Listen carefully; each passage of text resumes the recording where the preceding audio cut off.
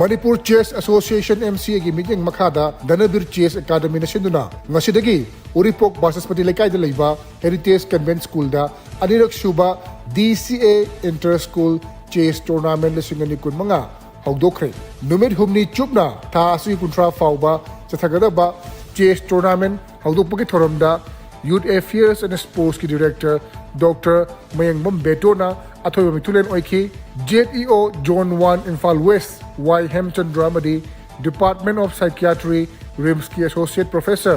Dr. Senjam Gojendrosu hawdokpagi thoramda saruk yakhi thoramam melena Youth Affairs and Sports ki Director Dr. Mayangbam Betona hai lamnam masida harok liba chahin nauriba maheroi singbu pungning thogot pibo oina DCA na sinduna asigumba inter-school gi chess tournament ama panukpa si pungning thogot ngai ni chess hari masana si yamna lain lawba yadaba maning mamang yet oi maikai mari makta wakhal munna khantharaga sohen ba yadaba masana ama oibana asigumba discipline asidagi haurakadaba naharol singna tungda laurakpa life ki oiba tungan ba phirep singda section na ba maram ama oiragani haiki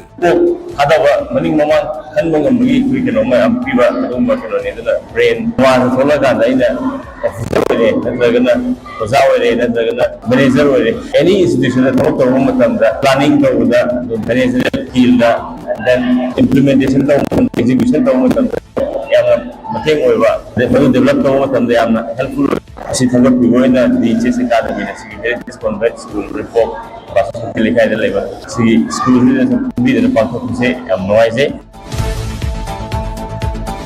Kaching da Leiba Library and Information Center Kaching gi auditorium gi saruk kara ngasi ayuk electric short circuit thokpana maram oiduna mai chakre hairi center sida hanguna leiriba legal aids clinic ki kada maikhu horukpa thengnabadagi Sunday special gi nganna lakpa mairoi singna urakpadagi Chenthokuna Lekay de Pau Pirakhivani Hairi Tungda Lekay gi Miam Club Amadi Friendship Sporting Club ki members singna Fire Substation Kakshing team da Pau Piduna Mai kana bohona khivani Hairi Maina chakpa da Legal Aids Clinic ki Kagi Thongnau Ceiling Amadi Furniture Kara Shoki Midway Room Amadi Press Conference Room gi Ceiling Amadi Pochoi Karasu Maina chakhi Hairi Lunana Auditorium gi Makha Thangba Saruki Seat Karasu Maina chakpa yauki